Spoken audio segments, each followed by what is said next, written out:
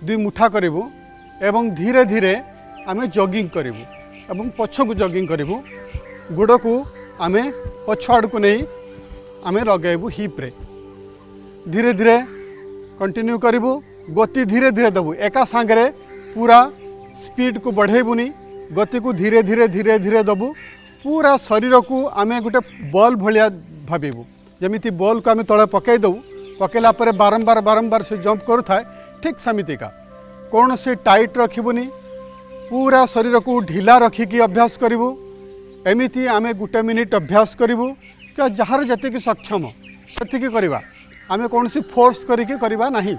कौन सी जबरदस्त आम करवा नहीं शरीर सांगरे पुणी धीरे धीरे धीरे धीरे कम करूँ धीरे धीरे कम करूँ